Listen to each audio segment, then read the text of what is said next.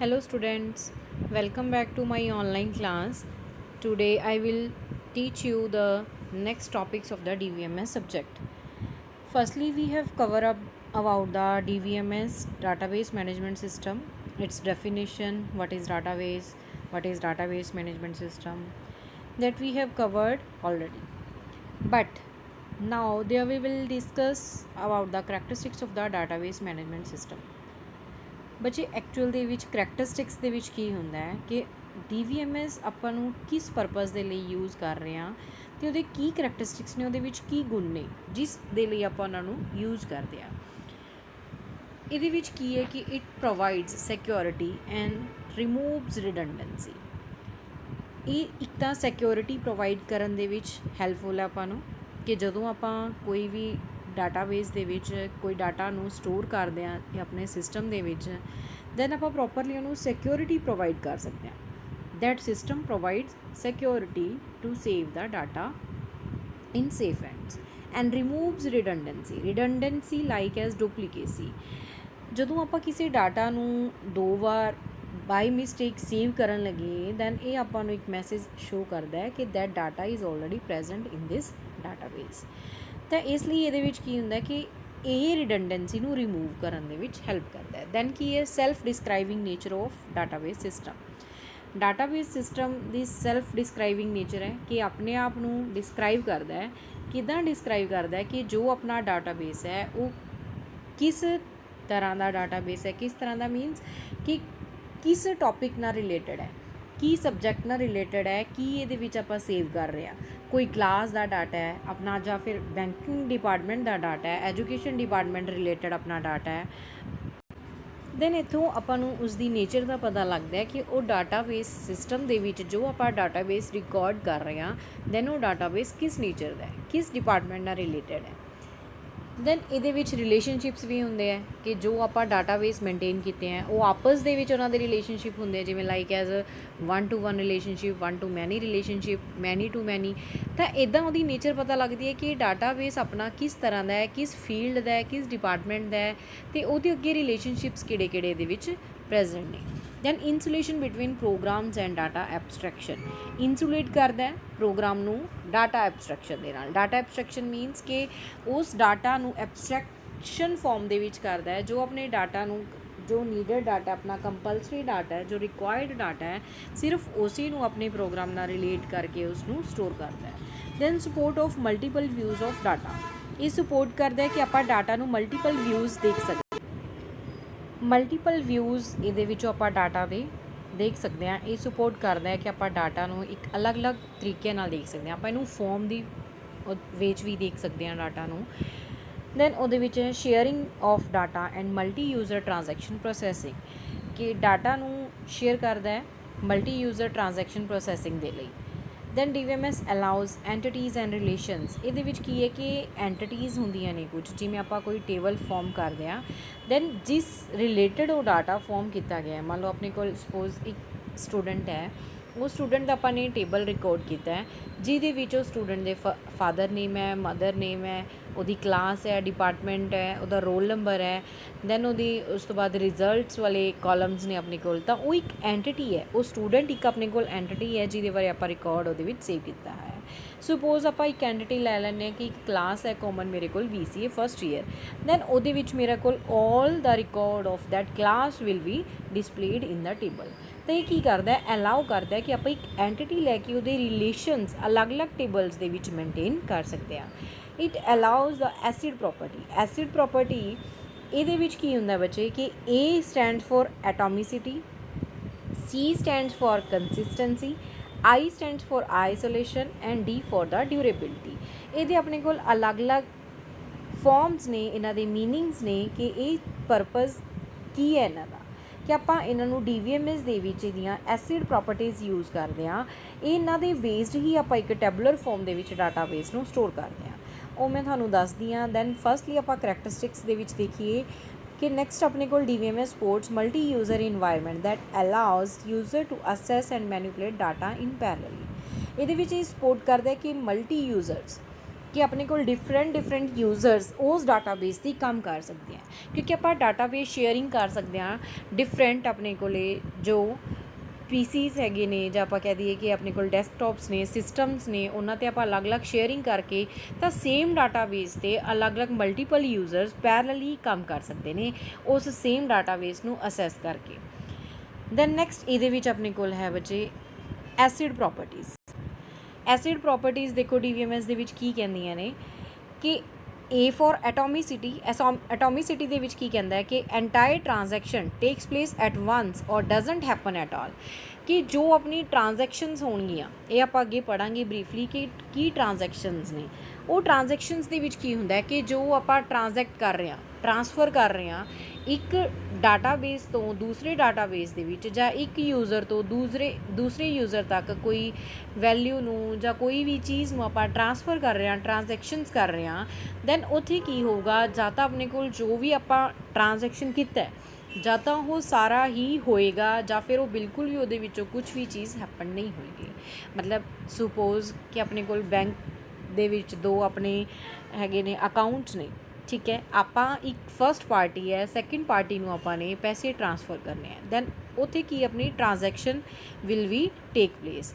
Then during that transaction ਜਾਂ ਤਾਂ ਕੀ ਹੋਏਗਾ ਕਿ ਜੋ ਆਪਾਂ ਪੈਸੇ ਟ੍ਰਾਂਸਫਰ ਕਰ ਰਹੇ ਹਾਂ ਜਾਂ ਤਾਂ ਉਹ ਹੋਣਗੇ ਜਾਂ ਫਿਰ ਨਹੀਂ ਹੋਣਗੇ। ਇਹ ਐਟੋਮਿਸਿਟੀ ਬੇਸਡ ਇਹਦੀ ਪ੍ਰੋਪਰਟੀ ਹੈ DVMS ਦੇ ਵਿੱਚ। ਦੈਨ ਕੰਸਿਸਟੈਂਸੀ ਕੀ ਹੈ ਕਿ database must B consistent before and after the transaction. ਮਤਲਬ ਕਿ ਜੋ ਆਪਣਾ ਬੈਕਵਰਡ 'ਤੇ ਆਪਣਾ ਡਾਟਾ ਪੇ ਹੈ, ਮੰਨ ਲਓ ਜਿਵੇਂ ਮੈਂ ਤੁਹਾਨੂੰ ਕਿਹਾ ਕਿ ਫਸਟ ਪਾਰਟੀ ਨੇ ਪੈਸੇ ਟ੍ਰਾਂਸਫਰ ਕਰਨੇ ਹੈ ਸੈਕਿੰਡ ਪਾਰਟੀ ਨੂੰ ਥਰੂ ਔਨਲਾਈਨ ਬੈਂਕਿੰਗ ਜਾਂ ਇੰਟਰਨੈਟ ਬੈਂਕਿੰਗ, ਤਾਂ ਉਹਦੇ ਵਿੱਚ ਕੀ ਹੋਊਗਾ ਕਿ ਜੋ ਮੈਨੇ ਪੈਸੇ ਟ੍ਰਾਂਸਫਰ ਕੀਤੇ ਤਾਂ ਬਾਕੀ ਜੋ ਮੇਰੇ ਪੈਸੇ ਪਏ ਨੇ ਉਹਨਾਂ 'ਤੇ ਕੋਈ ਲੋਸ ਨਹੀਂ ਹੋਊਗਾ, ਉਹਨਾਂ 'ਤੇ ਕੁਝ ਨਹੀਂ। ਜੋ ਮੈਨੇ ਸਿਰਫ ਟ੍ਰਾਂਜੈਕਸ਼ਨ ਕੀਤੀ ਹੈ ਸਿਰਫ ਉਹੀ ਹੈਪਨ ਹੋਊਗੀ, ਜਾਂ ਜੋ ਮੇਰੇ ਅਦਰ ਅਕਾਊਂਟਸ ਨੇ ਉਹਨਾਂ 'ਤੇ ਉਹਦੇ 'ਤੇ ਕੋਈ ਇਫੈਕਟ ਨਹੀਂ ਪਊ। ਤਾਂ ਮੇਰਾ ਬਿਫੋਰ ਟ੍ਰਾਂਜੈਕਸ਼ਨ ਅਤੇ ਆਫਟਰ ਟ੍ਰਾਂਜੈਕਸ਼ਨ ਮੇਰੇ ਕੋਲ ਕੀ ਹੋਊਗਾ ਕਿ ਜੋ ਬੈਕਵਰਡ 'ਤੇ ਮੇਰੇ ਕੋਲ ਜੋ ਡਾਟਾ ਪੇ ਹੈ ਜਾਂ ਬੈਕਵਰਡ 'ਤੇ ਜੋ ਮੇਰੇ ਕੋਲ ਜੋ ਵੀ ਉਹਦੇ ਰਿਲੇਟਡ ਮੇਰੇ ਕੋਲ ਚੀਜ਼ ਪਈ ਹੈ ਉਹਦੇ ਵਿੱਚ ਬੈਂਕ ਦੇ ਵਿੱਚ, ਦੈਨ ਉਹ 'ਤੇ ਇਫੈਕਟ ਨਹੀਂ ਹੋਊਗਾ। ਦੈਨ ਆਈਸੋਲੇਸ਼ਨ ਕੀ ਹੈ ਕਿ multiple transactions occur independently without interference, ਕਿ ਜੋ ਆਪਾਂ ਟ੍ਰਾਂਜੈਕਸ਼ਨਸ ਕਰ ਰਹੇ ਹਾਂ ਤਾਂ multiple transactions at a time ਹੋ ਸਕਦੀਆਂ ਨੇ। ਕਰਦੇ ਹਾਂ ਆਪਾਂ ਮਲਟੀਪਲ ਬੈਂਕਸ ਦੇ ਵਿੱਚ ਦੇਖੀਏ ਕਿ ਕਾਫੀ ਸਾਰੇ ਜਦੋਂ ਕਸਟਮਰਸ ਨੇ ਉਹਨਾਂ ਕੋਲੇ ਤਾਂ ਕਾਫੀ ਸਾਰੀਆਂ ਉਹ ਆਪਣੀਆਂ ਟ੍ਰਾਂਜੈਕਸ਼ਨਸ ਕਰਵਾਉਂਦੇ ਆ, ਉਹਨਾਂ 'ਤੇ ਕਾਫੀ ਸਾਰੇ ਪ੍ਰੋਸੈਸਰਸ ਹੁੰਦੇ ਹੈ। ਦੈਨ ਉਹਦੇ ਡਿਊਰਿੰਗ ਕੀ ਹੁੰਦਾ ਹੈ ਕਿ ਇੱਕ ਦੂਸਰੇ ਦੇ ਅਕਾਊਂਟ ਆਪਸ ਦੇ ਵਿੱਚ ਇੰਟਰਫੇਰੈਂਸ ਨਹੀਂ ਕਰਦੇ, ਤਾਂ ਉਹ ਮਲਟੀਪਲ ਟ੍ਰਾਂਜੈਕਸ਼ਨਸ ਉਸ ਟਾਈਮ 'ਤੇ ਚੱਲ ਰਹੀਆਂ ਨੇ ਬਟ ਇੰਡੀਪੈਂਡੈਂਟਲੀ ਨੇ। ਜੇ ਇੱਕ ਕਸਟਮਰ ਦਾ ਕੋਈ ਆਪਾਂ ਉਹਦੇ 'ਤੇ ਪ੍ਰੋਸੈਸਿੰਗ ਕਰਵਾ ਰਹੇ ਹਾਂ ਜਾਂ ਕੋਈ ਵੀ ਟ੍ਰਾਂਜੈਕਸ਼ਨ ਕਰ ਰਹੇ ਹਾਂ ਤਾਂ ਉਹ ਸਿਰਫ ਉਸੇ ਪਰਸਨ ਦੇ ਅਕਾਊਂਟ ਦੇ ਵਿੱਚੋਂ ਹੋਏਗੀ ਅਤੇ ਜਿਹਦੇ ਅਕਾਊਂਟ 'ਚ ਆਪਾਂ ਟ੍ਰਾਂਸਫਰ ਕਰ ਰਹੇ ਹਾਂ ਉਸੇ ਦੇ ਅਕਾਊਂਟ 'ਚ ਜਾਏਗੀ। ਇਹ ਨਹੀਂ ਹੋਏਗਾ ਕਿ ਆਪਣੇ ਕੋਲ ਮਲਟੀਪਲ ਟ੍ਰਾਂਜੈਕਸ਼ਨ ਚੱਲ ਰਹੀਆਂ ਨੇ, ਮਲਟੀ ਯੂਜ਼ਰਸ ਆਪਣੇ ਕੋਲ ਉਹਦੇ ਵਿੱਚ ਯੂਜ਼ ਕਰ ਰਹੇ ਨੇ, ਤਾਂ ਉਹਨਾਂ ਦੇ ਆਪਸ ਦੇ ਵਿੱਚ ਕੋਈ ਇੰਟਰਫੇਰੈਂਸ ਹੋਣ ਕਰਕੇ ਇੱਕ ਦੂਸਰੇ ਦੇ ਅਕਾਊਂਟ ਦੇ ਵਿੱਚ ਗਲਤ ਮਿਸਪਲੇਸ ਹੋ ਜਾਣਗੇ ਜਾਂ ਫਿਰ ਇੱਕ ਦੂਸਰੇ ਦੇ ਅਕਾਊਂਟ ਚਲੇ ਜਾਣਗੇ ਪੈਸੇ, ਨਹੀਂ, ਇਹ ਚੀਜ਼ ਨਹੀਂ ਹੋਏਗੀ। ਆਈਸੋਲੇਸ਼ਨ, ਹਰ ਇੱਕ ਚੀਜ਼ ਦੀ ਆਪਣੀ ਆਪਣੀ ਯੂਨੀਕਨੈਸ, ਜੋ ਚੀਜ਼ ਜਿਸਦੀ ਹੈ ਸਿਰਫ ਉਹ ਜਿਹਦੀ ਆਪਾਂ ਕਰ ਰਹੇ ਹਾਂ ਉਹਦੇ ਵਿੱਚ ਟ੍ਰਾਂਜੈਕਸ਼ਨ ਸਿਰਫ ਉਹੀ ਚੀਜ਼ ਚੱਲੇਗੀ। ਅਦਰ ਜੋ ਉਹਦੇ ਵਿੱਚ ਜੋ ਵੀ ਆਪਣੀਆਂ ਚੀਜ਼ਾਂ ਪਈਆਂ ਨੇ ਜਾਂ ਆਪਾਂ ਡਾਟਾਬੇਸ ਦੇ ਅਕੋਰਡਿੰਗ ਲਗਾ ਕੇ ਚੱਲੀਏ ਕਿ ਜੋ ਅਦਰ ਡਾਟਾਬੇਸਿਸ ਪਏ ਨੇ ਉਹਨਾਂ 'ਤੇ ਕੋਈ ਵੀ ਇਫੈਕਟ ਨਹੀਂ ਹੋਊਗਾ। ਦੈਨ ਆਪਣੇ ਕੋਲ durability, D for durability. Then changes of successful transaction occurs even if the system failure occurs।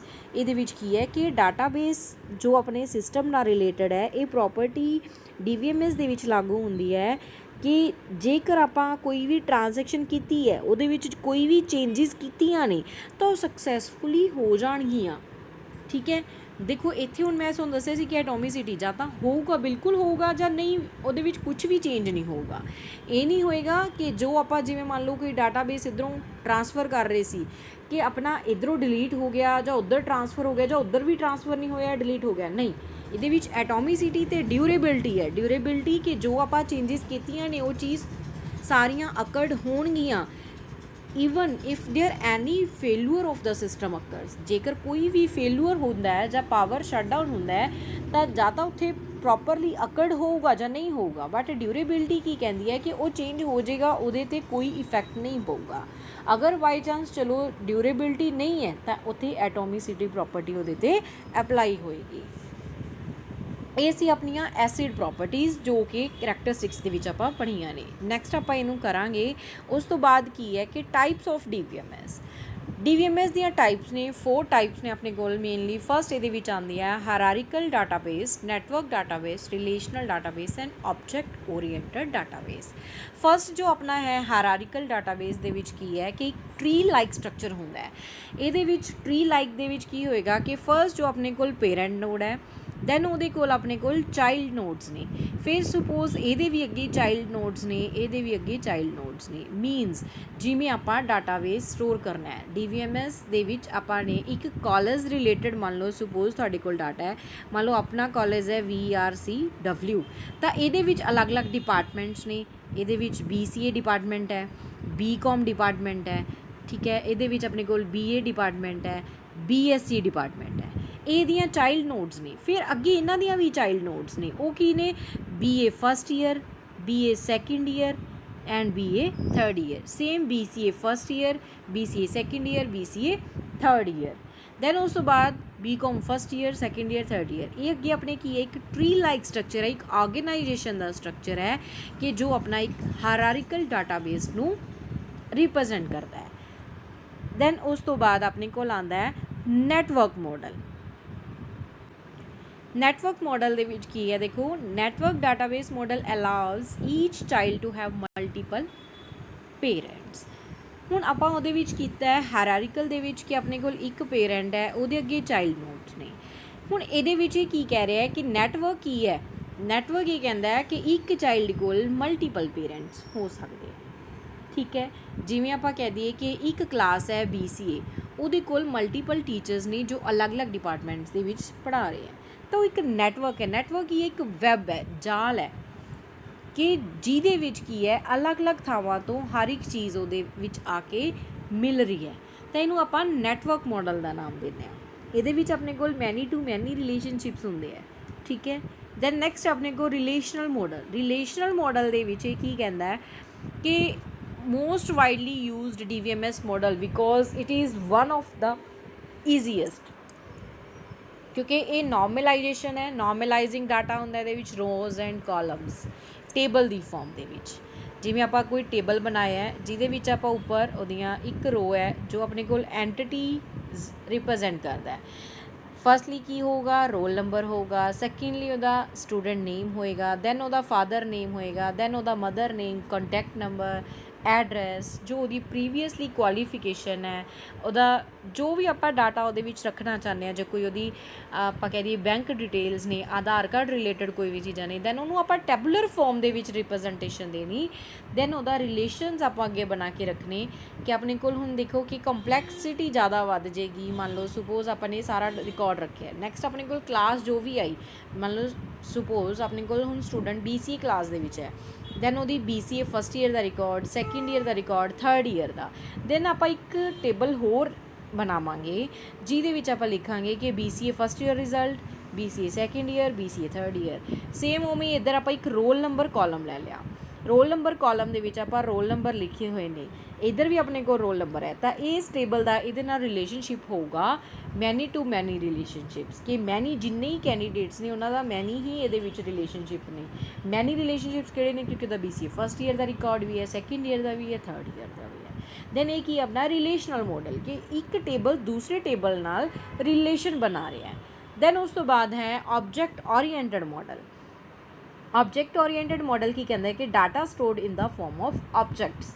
ਇਹਦੇ ਵਿੱਚ ਆਪਾਂ ਡਾਟਾ ਇੱਕ ਆਬਜੈਕਟਸ ਦੀ ਫਾਰਮ ਦੇ ਵਿੱਚ ਸੇਵ ਕਰਦੇ ਹਾਂ। The structure which is called classes which display data within it, ਕਿ ਆਪਾਂ ਇੱਕ ਅਲੱਗ ਕਲਾਸਿਸ। ਆਬਜੈਕਟ ਓਰੀਐਂਟਡ ਮਾਡਲ ਤੁਸੀਂ ਬੱਚੇ C++ ਦੇ ਵਿੱਚ ਪਹਿਲਾਂ ਪੜ੍ਹਿਆ ਵੀ ਹੈ, ਇਹਦੇ ਵਿੱਚ ਹੁਣ ਪੜ੍ਹੋਗੇ C++ ਅਤੇ C ਦੇ ਵਿੱਚ ਪਹਿਲਾਂ ਥੋੜ੍ਹਾ ਬਹੁਤ ਇਹਨੂੰ ਰੀਡ ਕੀਤਾ ਹੈ ਕਿ ਆਬਜੈਕਟ ਓਰੀਐਂਟਡ, ਜਿਹਦੇ ਵਿੱਚ ਆਪਾਂ ਕਲਾਸਿਸ ਮੇਨਟੇਨ ਕਰਦੇ ਹਾਂ। ਇੱਕ ਕਲਾਸ ਹੁੰਦੀ ਹੈ, ਕਲਾਸ ਦੇ ਅੰਡਰ ਆਪਣਾ ਇੱਕ ਡਾਟਾ ਹੁੰਦਾ ਹੈ, ਫੰਕਸ਼ਨਸ ਹੁੰਦੇ ਹੈ, ਉਹਦੇ ਵਿੱਚ ਜੋ ਵੀ ਆਪਾਂ ਡਾਟਾਬੇਸ ਸਟੋਰ ਕਰਨਾ ਚਾਹੁੰਦੇ ਹਾਂ ਤਾਂ ਉਹਦੇ ਡਿਊਰਿੰਗ ਆਪਣਾ ਕੀ ਹੈ ਇੱਕ ਡਾਟਾ ਬੇਸ ਮੇਨਟੇਨ ਹੁੰਦਾ ਹੈ। ਦੈਨ ਨੈਕਸਟ ਆਪਣੇ ਕੋਲ ਹੈ ਐਡਵਾਂਟੇजेस ਆਫ DVMS। ਹੁਣ ਤੱਕ ਆਪਾਂ ਬੱਚੇ ਕੀਤਾ ਕਿ ਇਹਦੇ ਵਿੱਚ ਕਰੈਕਟਰਿਸਟਿਕਸ ਕੀ ਸੀ ਅਤੇ ਟਾਈਪਸ ਆਫ DVMS। ਟਾਈਪਸ ਦੇ ਵਿੱਚ ਸੀ hierarchical, network, relational and object oriented models. Then ਆਪਣੇ ਕੋਲ ਹੁਣ ਐਡਵਾਂਟੇजेस ਕੀ ਨੇ, ਆਪਾਂ DVMS ਕਿਉਂ ਯੂਜ਼ ਕਰਦੇ ਹਾਂ, ਇੱਕ ਸਿਸਟਮ ਐਵੇਂ ਦਾ ਕਿਉਂ ਯੂਜ਼ ਕਰਦੇ ਹਾਂ ਜਿਹਦੇ ਵਿੱਚ ਆਪਾਂ ਡਾਟਾਬੇਸ ਬਣਾ ਸਕੀਏ। ਕਿਉਂਕਿ DVMS offers a variety of techniques to store and retrieve data. ਇਹਦੇ ਕੋਲ ਕਾਫੀ ਤਰ੍ਹਾਂ ਦੀਆਂ ਟੈਕਨੀਕਸ ਨੇ ਜਿਹਦੇ ਵਿੱਚ ਆਪਾਂ ਡਾਟਾ ਸਟੋਰ ਵੀ ਕਰ ਸਕਦੇ ਹਾਂ ਅਤੇ ਫੈਚ ਆਊਟ ਵੀ ਕਰ ਸਕਦੇ ਹਾਂ easily. DVMS serves as an efficient handler to balance the needs of multiple applications using the same data। Multiple applications ਮਤਲਬ ਮਲਟੀਪਲ ਪਲੇਸਿਸ 'ਤੇ ਆਪਾਂ ਨੂੰ ਯੂਜ਼ ਕਰ ਸਕਦੇ ਹਾਂ ਸੇਮ ਡਾਟਾ ਨੂੰ। ਹੁਣ ਜੇ ਆਪਾਂ ਦੇਖੀਏ ਕਿ ਮੈਨੂਅਲੀ ਜੋ ਆਪਾਂ ਡਾਟਾ ਸਟੋਰ ਕਰ ਰਹੇ ਹਾਂ, ਆਪਣੇ ਕੋਲ ਸਪੋਜ਼ ਕਿ ਕਾਲਜ ਦੇ ਵਿੱਚ ਜਾਂ ਕਿਸੇ ਸਕੂਲ ਦੇ ਵਿੱਚ 500 ਅਪ ਟੂ 500 ਸਟੂਡੈਂਟਸ ਨੇ, ਦੈਨ ਉਹ ਮੈਨੂਅਲੀ ਆਪਣਾ ਫਾਈਲਸ ਨੂੰ ਚੱਕਣਾ, ਜਦੋਂ ਆਪਾਂ ਇਨਫੋਰਮੇਸ਼ਨ ਦੇਣੀ ਹੈ ਕਿਸੇ ਨੂੰ ਤਾਂ 500 ਦੀਆਂ 500 ਫਾਈਲਸ ਆਪਾਂ ਇੱਕ ਥਾਂ ਤੋਂ ਦੂਸਰੀ ਥਾਂ 'ਤੇ ਲੈ ਕੇ ਜਾਣੀਆਂ ਆਪਣੇ ਲਈ ਮੁਸ਼ਕਿਲ ਹੈ। ਬਟ ਕੀ ਹੈ ਇਹਦੇ ਵਿੱਚ DVMS ਜਦੋਂ ਆਪਾਂ ਡਾਟਾਬੇਸ ਮੇਨਟੇਨ ਕੀਤਾ ਹੋਇਆ ਹੈ, ਦੈਨ ਆਪਾਂ ਔਨਲਾਈਨ ਉਸ ਡਾਟਾ ਨੂੰ ਇੱਕ ਥਾਂ ਤੋਂ ਦੂਸਰੀ ਥਾਂ 'ਤੇ ਈਜ਼ੀਲੀ ਸੈਂਡ ਆਊਟ ਕਰ ਸਕਦੇ ਹਾਂ। Then uniform administration procedure for data. Uniform administration procedures ਨੇ ਇਹਦੇ ਵਿੱਚ ਜੋ ਹੈ ਮਤਲਬ ਆਪਾਂ ਉਹ ਚੀਜ਼ਾਂ ਨੂੰ ਪ੍ਰੋਪਰ ਵੇ ਨਾਲ ਇੱਕ ਮੇਨਟੇਨ ਕਰ ਸਕਦੇ ਹਾਂ, ਪ੍ਰੋਪਰ ਵੇ ਨਾਲ ਉਹਨਾਂ 'ਤੇ ਕੋਈ ਵੀ ਡਾਟਾਬੇਸ 'ਤੇ ਐਪਲੀਕੇਸ਼ਨਸ ਜਾਂ ਫਿਰ ਆਪਾਂ ਜੋ ਵੀ ਉਹਨਾਂ 'ਤੇ ਫੰਕਸ਼ਨਸ ਉਹਨਾਂ 'ਤੇ ਅਪਲਾਈ ਕਰਨੇ ਨੇ ਉਹ ਕਰ ਸਕਦੇ ਹਾਂ। Application programmer never expose to details of data representation and storage. ਜੋ ਐਪਲੀਕੇਸ਼ਨ ਪ੍ਰੋਗਰਾਮਰਸ ਨੇ ਉਹ ਕਦੀ ਵੀ ਮਤਲਬ ਉਹਦੇ ਵਿੱਚੋਂ ਆਪਣਾ ਡਾਟਾ ਕਿਸੇ ਹੋਰ ਕੋਲ ਨਹੀਂ ਸੈਂਡ ਕਰ ਸਕਦੇ ਕਿ ਇਹਦੇ ਵਿੱਚ ਆਪਣਾ ਡਾਟਾ ਸਿਕਿਉਰ ਹੁੰਦਾ ਹੈ। ਇਹ ਐਡਵਾਂਟੇजेस ਨੇ ਦੀਆਂ। Then DVMS uses various powerful functions to store and retrieve data efficiently। ਇਹਦੇ ਵਿੱਚ ਦੇਖੋ ਬੱਚੇ ਆਪਾਂ ਹੁਣ ਤੱਕ ਇਹੀ ਪੜ੍ਹਿਆ ਕਿ DVMS ਦੇ ਵਿੱਚ ਆਪਾਂ ਡਾਟਾਬੇਸ ਸਟੋਰ ਕਰਦੇ ਹਾਂ। ਕਰੈਕਟਰਿਸਟਿਕਸ ਦੇ ਵਿੱਚ ਵੀ ਤੁਸੀਂ ਇਹ ਦੇਖਿਆ ਕਿ ਉਹਦਾ ਡਾਟਾਬੇਸ ਕੀ ਆ, ਉਹਨੂੰ ਮੇਨਲੀ ਐਸਿਡ ਪ੍ਰੋਪਰਟੀਜ਼ ਨੇ। ਦੇਖੋ ਇਹ ਇਹਦੇ ਗੁਣ ਨੇ, ਐਸਿਡ ਪ੍ਰੋਪਰਟੀਜ਼ ਉਹਦੇ ਕਰੈਕਟਰਿਸਟਿਕਸ ਹੋਣ ਦੇ ਨਾਲ ਨਾਲ ਉਹਦੀਆਂ ਕੀ ਨੇ, ਉਹ ਐਡਵਾਂਟੇजेस ਨੇ ਕਿ ਆਪਣਾ ਡਾਟਾ ਲੋਸ ਨਹੀਂ ਹੁੰਦਾ, ਇੱਕ ਉਹਦੇ ਵਿੱਚ ਆਪਣਾ ਡਾਟਾ ਸਿਕਿਉਰ ਰਹਿੰਦਾ ਹੈ। ਇੱਕ ਆਪਾਂ ਮਲਟੀਪਲ ਯੂਜ਼ਰਸ ਨੇ ਜੋ ਪੈਰਲਲੀ ਉਹਨਾਂ ਨੂੰ ਡਾਟਾਬੇਸ ਨੂੰ ਯੂਜ਼ ਕਰ ਸਕਦੇ ਨੇ, ਉਹਦੇ 'ਤੇ ਆਪਾਂ ਜੋ ਚਾਹੀਏ ਤਾਂ ਆਪਾਂ ਵਰਕ ਕਰ ਸਕਦੇ ਹਾਂ। ਫਾਈਲਸ ਦਾ ਦੇਖੋ ਮੈਨੂਅਲੀ ਜੋ ਆਪਾਂ ਰਿਕਾਰਡ ਉਹਦੇ ਵਿੱਚ ਮੇਨਟੇਨ ਕਰਾਂਗੇ ਤਾਂ ਇੱਕ ਪਰਸਨ ਜੋ ਤੇ ਫਾਈਲਸ ਦੇ ਉੱਪਰ ਕੰਮ ਕਰ ਰਿਹਾ ਹੈ ਤਾਂ ਆਪਾਂ ਸੇਮ ਫਾਈਲ ਨੂੰ ਦੂਸਰਾ ਜੋ ਹੈ ਯੂਜ਼ਰ ਯੂਜ਼ ਨਹੀਂ ਕਰ ਸਕਦਾ। ਬਟ DVMS ਆਪਣਾ ਜੋ ਡਾਟਾਬੇਸ ਹੈ ਸਿਸਟਮ ਦੇ ਵਿੱਚ ਸਟੋਰਡ ਹੈ ਤਾਂ ਆਪਾਂ ਮਲਟੀਪਲ ਸਿਸਟਮਸ ਦੇ ਉੱਪਰ ਉਹਨੂੰ ਸ਼ੇਅਰ ਕਰਕੇ ਉਹਦੇ 'ਤੇ ਮਲਟੀਪਲ ਟਾਸਕ ਪਰਫੋਰਮ ਕਰ ਸਕਦੇ ਹਾਂ, ਮਲਟੀਪਲ ਫੰਕਸ਼ਨਸ ਆਪਾਂ ਪਰਫੋਰਮ ਕਰ ਸਕਦੇ ਹਾਂ। ਇਹਦੇ ਵਿੱਚ ਐਡਵਾਂਟੇजेस ਤੋਂ ਬਾਅਦ ਹੈ ਬੱਚੇ ਆਪਣੇ ਕੋਲ ਡਿਸਐਡਵਾਂਟੇजेस ਆਫ DVMS। ਦੇਖੋ ਮੇਨਲੀ ਹੁਣ ਆਪਾਂ ਐਡਵਾਂਟੇजेस ਜ਼ਿਆਦਾ ਹੈਗੀਆਂ ਨੇ, ਬਟ ਆਪਾਂ ਹਮੇਸ਼ਾ ਸੁਣਦੇ ਹਾਂ ਕਿ ਕੋਈ ਵੀ ਚੀਜ਼ ਹੈ ਜੇ ਉਹਦੇ ਆਪਣੇ ਲਈ ਫਾਇਦੇ ਨੇ ਤਾਂ ਨੁਕਸਾਨ ਵੀ ਨੇ, ਤਾਂ ਕਿਤੇ ਨਾ ਕਿਤੇ ਥੋੜ੍ਹਾ ਬਹੁਤ ਇਹਦੀਆਂ ਡਿਸਐਡਵਾਂਟੇजेस ਨੇ ਜਿਹੜੀਆਂ ਕਿ ਮੇਨਲੀ ਜਿਵੇਂ ਆਪਾਂ ਕਹਿ ਦਿਓ cost of hardware and software is quite high which increases the budget of your organization. ਕਿਉਂਕਿ ਦੇਖੋ ਹੁਣ ਆਪਾਂ ਇਹਨਾਂ ਨੂੰ ਸਟੋਰ ਕਰਕੇ ਰੱਖ ਰਹੇ ਹਾਂ ਆਪਣੇ ਸਿਸਟਮਸ ਦੇ ਵਿੱਚ, ਤਾਂ ਉਹ ਸਿਸਟਮਸ ਨੂੰ ਕੇਅਰ ਦੀ ਵੀ ਲੋੜ ਹੈ। ਤਾਂ ਉਹ ਕੇਅਰ ਦੇ ਲਈ ਆਪਣੇ ਇਹ ਕਹਿ ਦਈਏ ਕਿ ਆਪਾਂ ਨੋਰਮਲ ਜੋ ਆਪਣੇ PCs ਨੇ ਜਾਂ ਆਪਾਂ ਕਹਿ ਦਈਏ ਲੋ ਕੋਸਟ ਵਾਲੇ ਨੇ ਉਹਨਾਂ 'ਚ ਆਪਾਂ ਪ੍ਰੋਪਰਲੀ ਇਹਨਾਂ ਨੂੰ ਸੇਵ ਨਹੀਂ ਕਰ ਸਕਦੇ, ਸਟੋਰ ਨਹੀਂ ਕਰ ਸਕਦੇ। ਤਾਂ ਆਪਣੇ ਕੋਲ ਥੋੜ੍ਹੀ ਕੋਸਟ ਹਾਈ ਹੋਏਗੀ, ਉਹਨਾਂ ਦੀ ਰੇਂਜ ਹੈ ਜੋ ਬਜਟ ਆਪਣੇ ਆਰਗੇਨਾਈਜੇਸ਼ਨ ਦਾ ਥੋੜ੍ਹਾ ਇਨਕਰੀਜ਼ ਕਰ ਦਿੰਦੇ ਨੇ ਇਹ। The most of DVMS are often complex system. ਇਹ ਕੀ ਨੇ, ਥੋੜ੍ਹੇ ਕੰਪਲੈਕਸ ਸਿਸਟਮਸ ਨੇ ਕਿਉਂਕਿ ਕਾਫੀ ਤਰ੍ਹਾਂ ਦਾ ਡਾਟਾ ਆਪਾਂ ਇਹਨਾਂ ਦੇ ਵਿੱਚ ਸੇਵ ਕਰਦੇ ਹਾਂ। So training for users to use the DVMS is required. ਇਹਦੇ ਵਿੱਚ ਟ੍ਰੇਨਿੰਗ ਦੀ ਲੋੜ ਪੈਂਦੀ ਹੈ DVMS ਮਤਲਬ ਡਾਟਾਬੇਸ ਨੂੰ ਸਟੋਰ ਕਰਨ ਲਈ ਪ੍ਰੋਪਰਲੀ, ਇਹ ਸਾਰੀਆਂ ਚੀਜ਼ਾਂ ਲਈ।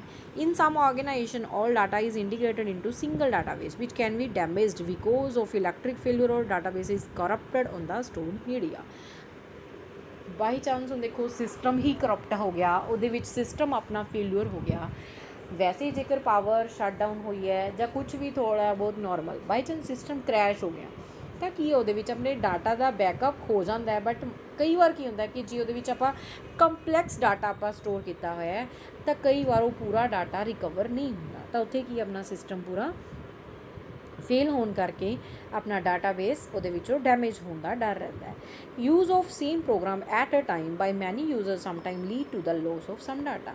ਹੁਣ ਆਪਾਂ ਇੱਥੇ ਕੀ ਹੈ ਕਿ ਡਾਟਾਬੇਸ ਨੂੰ ਆਪਾਂ ਸ਼ੇਅਰ ਕਰ ਸਕਦੇ ਹਾਂ ਕਾਫੀ ਸਿਸਟਮਸ 'ਤੇ, ਤਾਂ ਕਿ ਉਹਦੇ ਵਿੱਚ ਮਲਟੀਪਲ ਯੂਜ਼ਰਸ ਉਹਦੇ 'ਤੇ ਕੰਮ ਕਰ ਸਕਣ, ਉਹਦੇ 'ਤੇ ਵੇਰੀਅਸ ਅਲੱਗ-ਅਲੱਗ ਡਿਫਰੈਂਟ ਟਾਈਪ ਆਫ ਉਹਦੇ ਦੇ ਆਪਾਂ ਟਾਸਕ ਪਰਫੋਰਮ ਕਰ ਸਕਦੇ ਹਾਂ। ਬਟ ਡਿਊਰਿੰਗ ਦੈਟ ਟਾਈਮ ਜਦੋਂ ਆਪਾਂ ਡਾਟਾਬੇਸ ਨੂੰ ਸ਼ੇਅਰ ਕੀਤਾ ਅਲੱਗ-ਅਲੱਗ ਪੀਸੀਸ ਦੇ ਉੱਪਰ ਜਾਂ ਅਲੱਗ-ਅਲੱਗ ਸਿਸਟਮਸ ਦੇ ਉੱਪਰ, ਤਾਂ ਉਹਦੇ ਡਿਊਰਿੰਗ ਕਈ ਵਾਰ ਕੀ ਹੋ ਸਕਦਾ ਕਿ ਕੁਝ ਕੁ ਡਾਟਾ ਲੋਸ ਵੀ ਹੋ ਸਕਦਾ ਹੈ, ਬਾਈ ਮਿਸਪਲੇਸ ਹੋ ਗਿਆ ਕਿ ਯੂਜ਼ਰ ਨੇ ਇੱਕ ਉਹਦੇ ਵਿੱਚੋਂ ਲੋਸ ਕਰਤਾ ਡਾਟਾ ਨੂੰ, ਠੀਕ ਹੈ। ਬਟ ਇਹਨਾਂ ਦੇ ਥੋੜ੍ਹੇ ਬਹੁਤ ਇਹ ਚੀਜ਼ਾਂ ਵੀ ਨੇ ਕਿ ਆਪਣੇ ਕੋਲ ਫਾਇਦੇ ਇਹ ਹੈ ਕਿ ਆਪਾਂ ਉਹ ਡਾਟਾ ਨੂੰ ਪਹਿਲਾਂ ਹੀ ਪ੍ਰੋਪਰਲੀ ਸਿਕਿਉਰਡ ਵੇ ਨਾਲ ਹਰ ਇੱਕ ਜਗ੍ਹਾ 'ਤੇ ਉਹਦਾ ਬੈਕਅਪ ਰੱਖਦੇ ਰਹੀਏ, ਦੈਨ ਆਪਣੇ ਸਿਸਟਮ ਨੂੰ ਉਹਦੇ ਵਿੱਚੋਂ ਡਾਟਾਬੇਸ ਡੈਮੇਜ ਨਹੀਂ ਹੋਏਗਾ। Then DVMS can not perform sophisticated calculations, ਮਤਲਬ ਕਾਫੀ ਤਰ੍ਹਾਂ ਦੀਆਂ ਜੋ ਆਪਣੀਆਂ ਐਵੇਂ ਦੀਆਂ ਜੋ ਪ੍ਰੋਗਰਾਮਸ ਨੇ ਜਾਂ ਸੋਫਿਸਟੀਕੇਟਡ ਕੈਲਕੂਲੇਸ਼ਨਸ ਨੇ ਉਹ ਇਹਦੇ ਵਿੱਚ ਪਰਫੋਰਮ ਨਹੀਂ ਕਰ ਸਕਦਾ। ਦੈਨ ਸਟੂਡੈਂਟਸ ਇਹ ਆਪਣਾ ਸੀ ਟੋਪਿਕ ਜੋ ਇਹਦੇ ਵਿੱਚ ਕਰੈਕਟਰਿਸਟਿਕ ਸੀਗੇ, ਇਹਦੀਆਂ types C, advantages and disadvantages. I hope you all will understand. Thank you and bye bye students.